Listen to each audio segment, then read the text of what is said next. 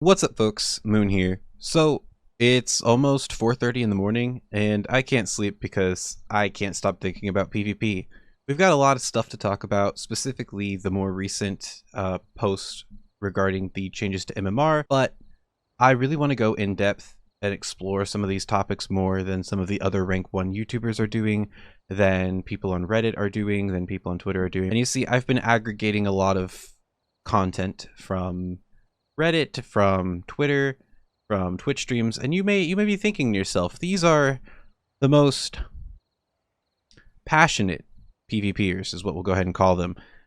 So obviously their takes are very emotionally charged, but I really want to do a more analytical, kind of take a step back from how I personally feel and talk about what I personally think instead. Now again, this is all going to be purely opinion, so you may not agree with me, and that's okay. Let me know in the comments, just keep it classy.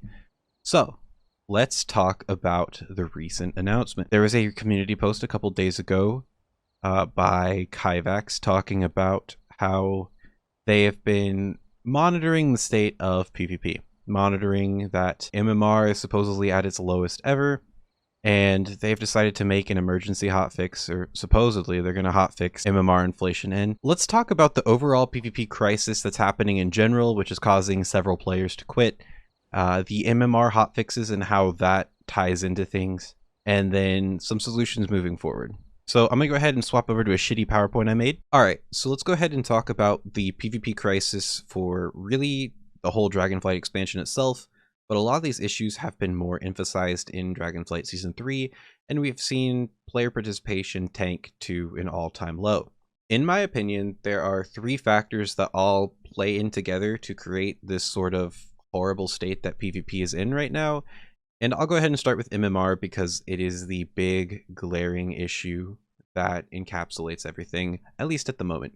So, regardless of what bracket you're playing in, whether it be 3v3, 2v2, solo shuffle, it's embedded with MMR issues. MMR is deflated and is usually a result of like player participation combined with the inflation, and that kind of dictates what the actual cap is or how high players are able to climb. The issue is right now, people are not climbing. People are not getting their rewards. There's no sense of progression, and the ladder is so unbelievably squished down. So regarding people not being able to climb, at the time of me making this video, I believe there's only 3 people on the NA ladder that have cracked 2400, and I don't think anybody in EU's gotten it yet. Granted, I'm not paying a whole lot of attention to the EU servers. Sorry, EU guys, I'm an NA player. That's just how it is. That being said, we are almost 6 weeks into the season, and there are 0 gladiators. That's right, folks. Nobody has the gladiator mount in the game almost 6 weeks into the season. Kind of ridiculous. So, what's happened is that throughout the course of Dragonflight, and a lot of Shadowlands too, is that the beginning of the season would have no inflation. MMR would just be dictated by a predicted higher active player base, and then inflation would get slowly injected where people could achieve their rewards in a more stable manner. The issue with this is that players have figured out the system, and players now realize there is almost 0 incentive to queue before the end of the season. So when it comes to the overall health of the ladder and the health of the PvP community, at least in the sense of arena, it creates a horrible structure where players just do not play the game until the end of the season. It is strategically better to just take like 3 or 4 months off, come back 1 month before the season ends, get your gladiator, and move on. In my opinion, Blizzard needs to do a whole revamp of the ranking system, but we'll go a little bit more into that later. We'll talk about the MMR issues at hand in that sort of emergency hotfix where they're going to inject some MMR into the system. Additionally, players, they can't get rewards either. So you want the cool duelist enchant, you want the rival set, but you can't get it, right? Let's say that you're a player that can't be asked to do solo shuffle because you don't want to wait 40-minute DPS queues. You'd rather do 3v3 with your buddies.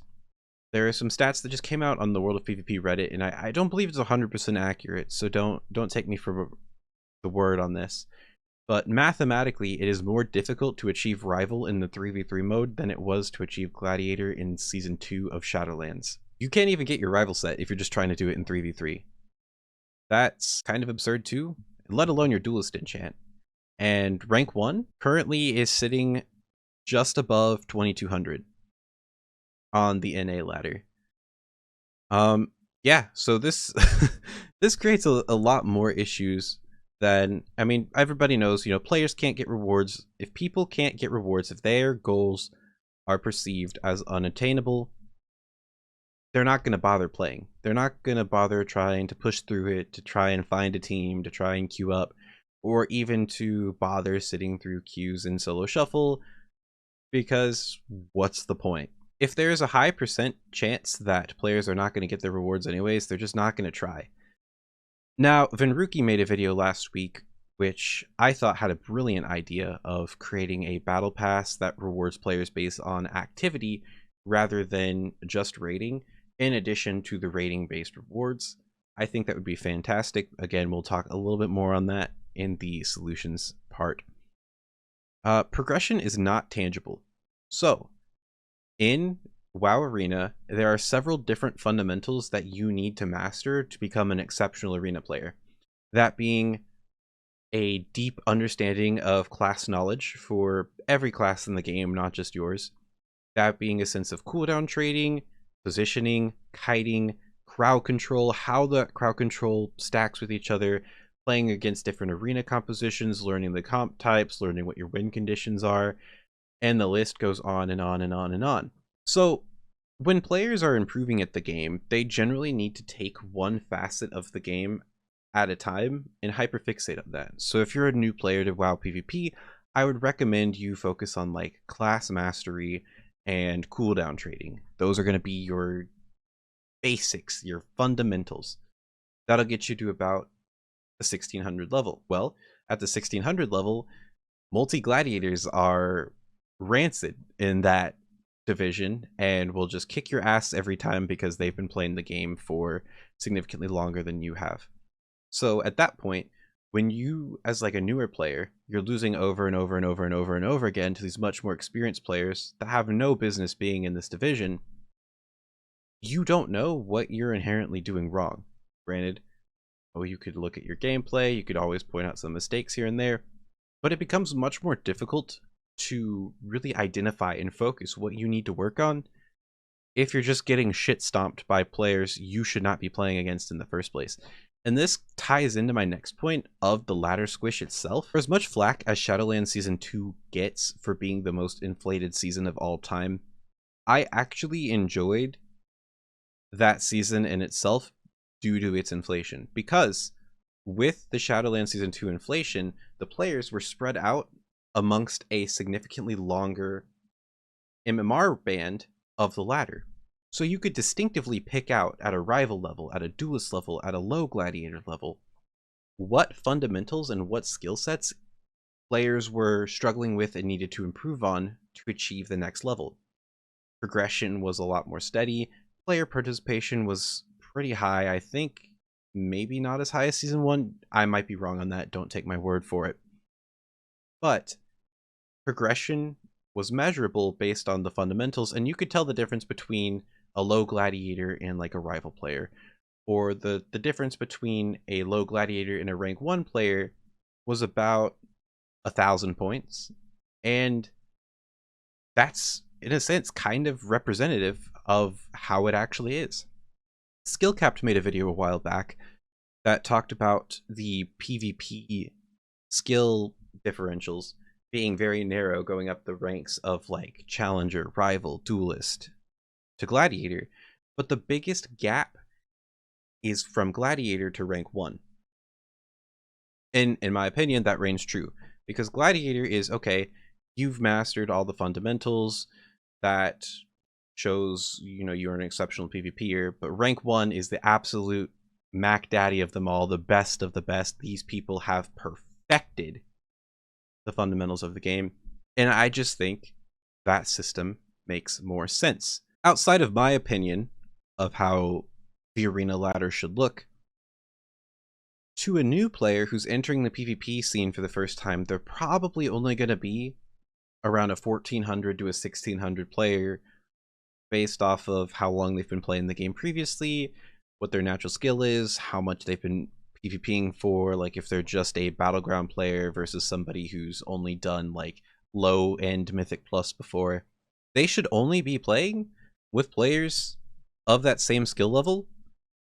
Multi-gladiator players and duelist players should not be hard stuck at 1600. It is not a fun experience for anybody involved. A lot of these multi-glads believe that they should be back at least a rival or a duelist level, and they can't climb because MMR is very punishing at the moment, whereas new players have absolutely no chance of climbing or seeing their progression come to fruition because they are getting absolutely raffle stomped by these multi-glads, by these duelist players in the challenger division, right? Like imagine you're playing League of Legends and you are a gold player, but to get out of gold, you have to beat master, challenger, diamond players to get out of gold. It's absurd, right? So that's kind of what's going on here, and that's why, in my opinion, we do need a ranking system overhaul. But that's the MMR issues and the direct impact that they're having on the game thus far. As you can see, this is a very in-depth, convoluted issue. We needed a band-aid fix, which is MMR inflation now. A lot of people are saying, I don't care if it gets as bad as Shadowlands Season 2 again. We just want to climb. We just want to get our rewards. And Blizzard said that they're going to inject MMR. If they actually do follow through with it on this next reset, and if they continue to keep injecting it throughout the course of the season, that will be the good band-aid fix for now. However, there's a band-aid fix to a significantly deeper problem, which I'll address right now. Alright, so I know that this in itself could be an entire video. However, I wanted to put it in this one just because this is the deeper things that need to be addressed within WoW PvP. So, am I happy with the current injection of MMR into the system? Yes, I am. That's fantastic. That is the band-aid fix that we need right now. However, if we're going to be seeing any sort of revival in WoW PvP, or especially the arena scene, this combined with solo shuffle queue times are issues that need to be addressed, really looked at, really given attention to, and that's that. So let's talk about healing in solo shuffle. I'll admit, I'm a healer main myself. I play 5 healers at the moment. I'm not mentally well, and let's talk about why that is. So, how solo shuffle works is it takes 6 rounds of World of Warcraft Arena, smashes them into small 5-minute rounds, and 6 players, 4 DPS, 2 healers, they play, the game's out. People who win the most rounds get points, the people who lose points. Your rating is compared to your MMR, and based on that system, it determines the outcome of if you gain or lose points. Okay, cool. Alright, so let's talk about the healer role itself in Arena. The healer is like a goalie in a sense. You are a shot caller for your team. You are rotating through your team's defensive cooldowns. You're doing your best to squeeze out every ounce of healing per second to keep your team alive. You are helping your DPS set up kill windows to make getting kills for them easier. And that's the general gist of the healer role itself. For the first several minutes of the game, it is on you to keep your team alive because dampening is not in effect yet. In 3v3, dampening ramps up later. Dampening, for those who are maybe newer to WoW PvP, is a stacking healing debuff that you get as games continue on, just so that they don't last forever. And it also tends to drain healers' mana bars more. So it gives a conclusion to the game. It kind of, it in a sense forces an end game to the arena, and really the responsibility shifts on the DPS at that point to set up a window and get a kill. The problem is, when it comes to solo shuffle, is that dampening ramps up significantly faster than it does in the normal 3v3 mode. This is what healers are talking about when it comes to lacking agency. Their role is almost null and void about halfway into the lobby, about 2.5 minutes in the lobby. You'll see healers out, or they'll go out of mana within 2 to 3 minutes, I don't think I've ever seen a solo shuffle game actually hit the 5-minute window because dampening gets so unbelievably high, it is physically impossible for healers to heal through the damage. In addition to that, damage is at an all-time high. You still have specs that are overtuned, such as Havoc Demon Hunter, Arms Warrior, Unholy Death Knight, and they're causing large amounts of cleave damage. Almost every single other class in the game has a Mortal Strike effect. So in addition to dampening that healing debuff ramping up, pretty much every class also has a healing reduction debuff that they can apply onto people as well. A lot of healers just are like, hey, what's the fucking point? Why would I heal PvP if I can't even heal? Everybody's got absurd damage that I physically can't heal through. Everybody's got healing reduction debuffs that I can't heal through. And this is the lacking of agency that makes the role unfun. Editing Moon forgot to add something into the video regarding lacking agency. So we've spoke about how damage is extremely high, how every class is a Mortal Strike, or almost every class does at least, and dampening ramps up super quickly. Regarding lacking agency is that healers are getting spammed with micro CC, right? We've had the CC changes that have been put into the game where now almost every class has some form of micro crowd control they can just hit over and over and over again, and they can hit it in lieu of an interrupt. Now, with all of these factors into play, if you are a healer and you get hit with a 4-second blanket silence, or if you get hit with a 2-second stun, or if you get kicked once, that is enough for your teammate to go from 100 to 0 and get dropped. So this contributes to the lack of agency as well as getting consistently micro crowd controlled. I know I myself get extremely tilted when I'm getting hit with 1-second, 2-second stuns, interrupts, knockbacks, like that sort of stuff. And my team just goes 100 to 0 in one of them because I trinket the wrong one. So the healing role itself is extremely punishing. And if you make one mistake, your team auto loses the game. Whereas if you're DPS, you have a lot more flexibility with that. That's also what a lot of people mean when they say that healers lack agency. But yeah, didn't want to have to make a comment on that because I know nobody's going to read it anyways, so put it in here. I guess I've already talked on dampening being very punishing. In my opinion, solution-wise, I think that solo shuffle games should be extended to 7 or 8 minutes, right? I'd say with 8 minutes just to be on the safer side, because let's be real here, solo shuffle games, they never get to the actual end of the game itself. Healers will go out of mana within at least 3 minutes, probably 5 minutes if you increase the length of the game. And when dampening hits around 60%, the game is pretty much over no matter what. I feel like if you can just extend the length of the game, and then in addition to that, slow the rate of which dampening occurs, a match for that new extended length of the game, healers will be a lot more effective in the first couple minutes, and the overall role itself will feel a lot better to pilot. That, or maybe look at the Mortal Strike effects with the classes, but I really don't think they're going to do that. I think a lot of DPS players really love having that Mortal Strike, and so we want the game to be ideally fun for everybody, or at least tolerable for everybody. But that's my 2 cents on the matter of at least addressing the first part of this issue.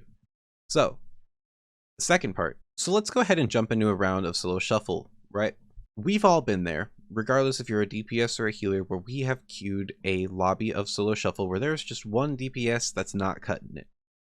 They're doing half the damage of the other 3 DPS in the lobby. Their crowd control's wonky. They're not pressing their defensives. They're throwing their defensives out on air. They're trinketing air. And they are just not doing so hot. This DPS goes 0-6. So they are rightly punished severely when it comes to their rating being taken. But all 3 DPS players who are not that DPS player walk out of that lobby with a win. All 3 of them go 4-2. That's fantastic.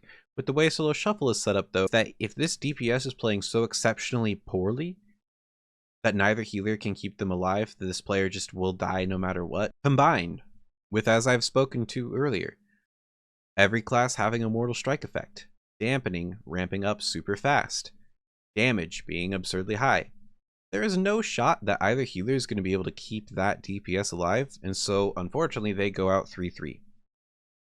When it comes to healer MMR, if a healer goes 3-3, they're more than likely going to lose MMR from the game and gain nothing. Maybe their MMR goes slightly up if there's a drastic difference between the two, or maybe their current rating goes up slightly if there's a drastic difference between the two. For the most part, neither healer comes out with a good outcome from that lobby.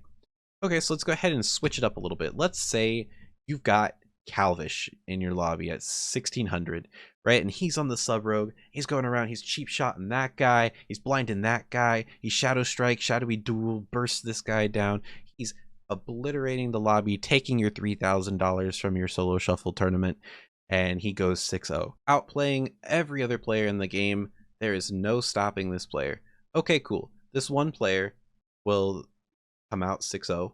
Very favorable outcome. All three other DPS players lose a little bit because while they did get 2 wins, they also had 4 losses. They all lost the lobby. But again, if a DPS player is stomping out the other DPS players, there's not much the healers can do about it. Stop it. Combined with all the other issues going on earlier, the healers come out 3-3. But let's say the healers do come into effect. Let's say there is a healer diff. There is a healer differential. So we get a lobby that looks like this. So in this scenario, one healer goes 6-0, the other one goes 0-6, all 4 DPS go 3-3. It's a little bit annoying, but the thing is, if one healer goes 6-0, that means the other healer has to go 0-6. The amount of outcomes that can come from this are 2.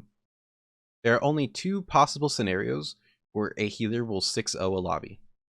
But if you go to these DPS slides that I've just shown you, any one of these 4 DPS can go 0-6, and any one of these 4 DPS can go 6-0. So with that being taken into account, this comes to our total slide. So I just gave you 10 different scenarios, right? Within these 10 different scenarios, there are 4 favorable outcomes for DPS where they climb rating. There's 2 neutral outcomes where they're probably not climbing, but they're also probably not losing. And there are 4 negative outcomes where they lose rating. So you get about 40% chance positive, 40% chance negative, you know, your 20% go really wherever. But you have a lot of agency. You also have, even though you have a higher chance of losing, you've got a higher chance of winning, and that's cool.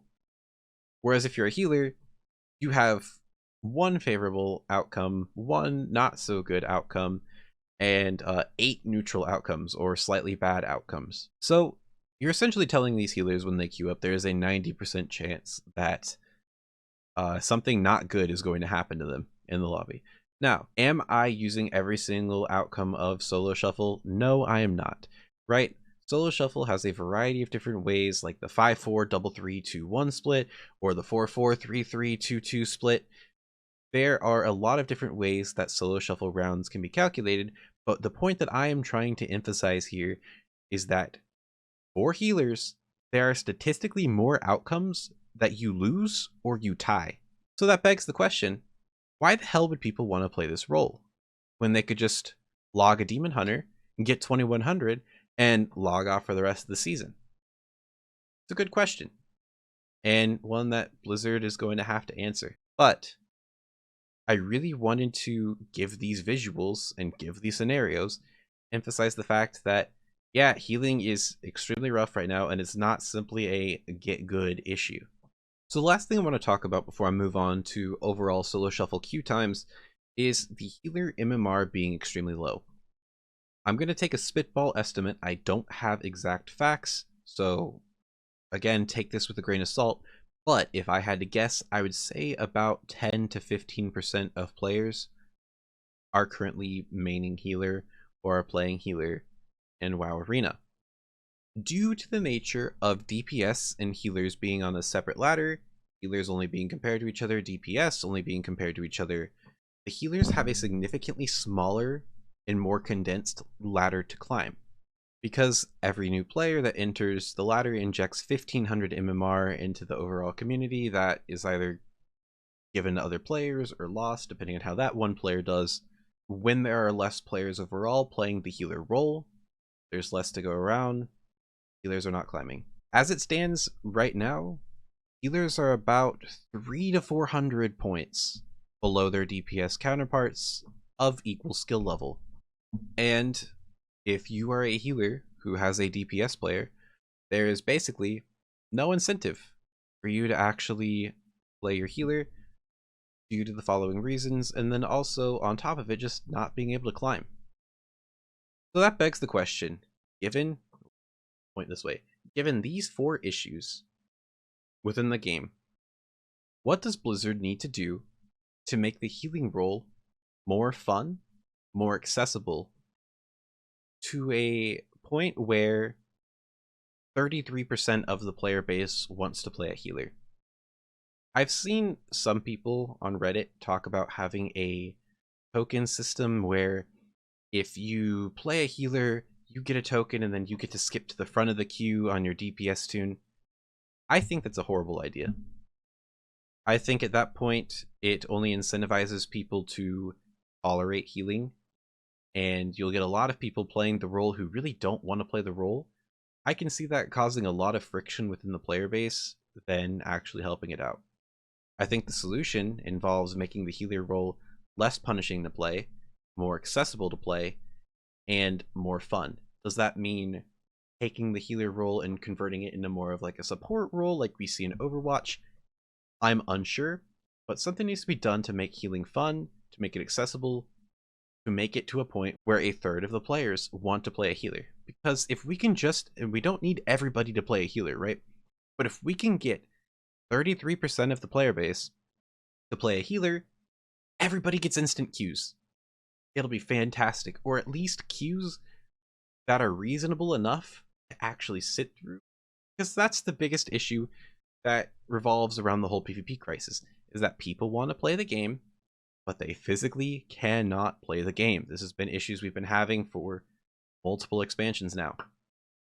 So, that's my healer rant for now. Let's talk about solo shuffle queue times. Alright, so my last point, and I'm not going to be spending a ton of time on it because I've kind of touched on it throughout the other 2 points, is the solo shuffle queue times.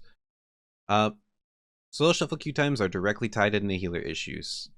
As I've previously stated, people don't want to heal, people are not gonna heal. You need 2 healers of about your skill level for your solo shuffle queue to pop, and you need to be at the front of the line to get the next 2 healers in queue. That's basically it.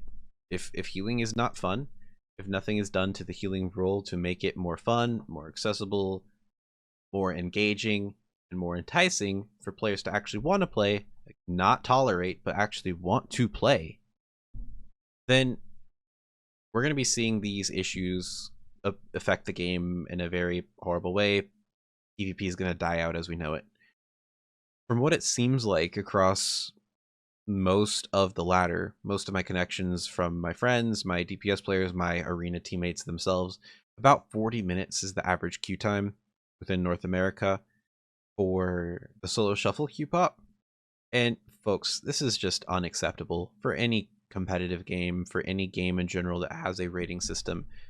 How many players do you think would play League of Legends or Overwatch or any other serious competitive game if they pressed the queue button and they couldn't play for almost an hour?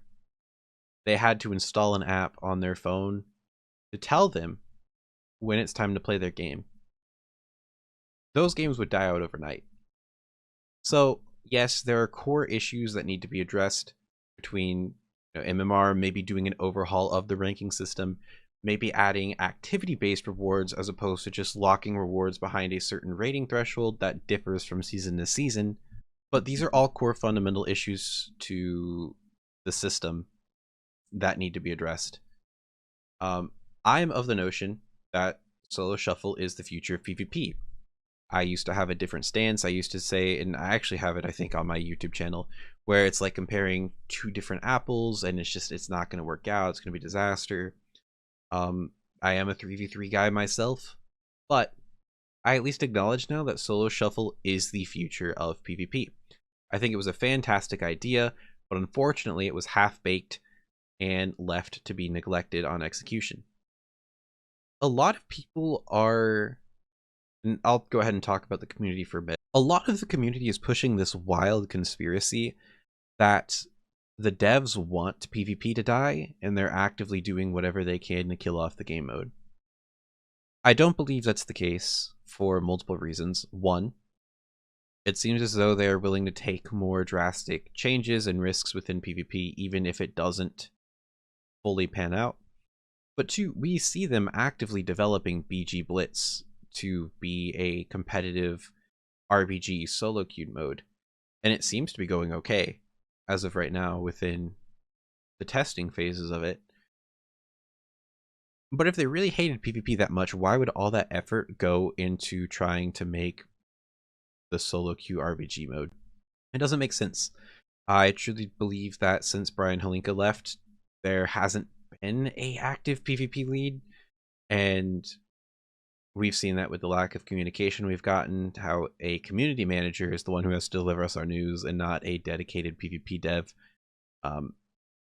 I wish Blizzard would actually give a shit about PvP and hire a team that was active and actively making changes, looking at things to integrate to make PvP better, fine-tuning the systems more, communicating with the player base directly. But they seem to disagree with me on that. And I know that they're trying to make the game, World of Warcraft as a whole, accessible for any player to do any type of content they want. We are the minority as of now. We get less of the resources and we're put on the back burner. It does suck. It does feel like we're neglected and that we care about the mode more than they do. We probably do to an extent, but I don't believe Blizzard is acting in a malicious way when they neglect us. Does that justify it? No, it pisses me the hell off. But I can at least see clearly now. Now, prior to the creation of Solo Shuffle, there were the dreaded LFG issues. People would post on the Reddit all the time. People would post on Twitter all the time that LFG was a horrible system. You couldn't even play the game without developing a social network. People would sit in the LFG system for hours, and if they didn't play the right spec, then they weren't getting invited to groups. If they didn't have the right experience, they weren't getting invited to groups, and people would just sit there for hours upon hours upon hours and not get games. Well, now we can click a button and get put into a 40-minute to an hour-long queue and still not be able to play the game. If the core issues of the game, which mainly revolve around the healer role, are not addressed, we're just going to experience the same issues as LFG did before Solo Shuffle was implemented, and the game is going to die out as we know it. I don't want this game to die out.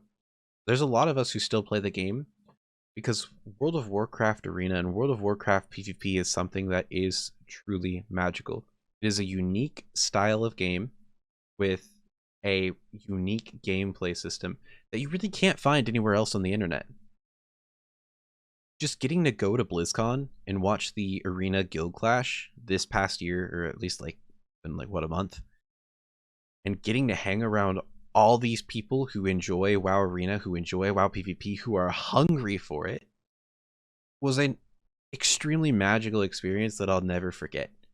So, a lot of us care about this game. We don't want it to die, and we're frustrated. We're fed up. We feel like we're not being heard, and if we are, then we're being given scraps. I do think we should act in a more professional manner as a community when we're trying to, tag the devs. Because if we come across as whiny, it's not a good look on us, folks. But I totally get it, is what I'm trying to say. I don't want this game to die out. I want this game to improve. And if this game is going to improve, then these issues really need to be looked at on a deeper level. So I'll go ahead and end this video here for now. If you guys like this style of me going in depth, breaking down topics within PvP and just getting able to talk about them on a more deeper level than what you see online, let me know. Comment, subscribe, engage with this video somehow, share it with your friends. Because I love this community. I love WoW PvP, and I want to see it thrive and flourish, and I want to be a aspect of it moving forward. That being said, for now, this is Moon, and I'm signing out.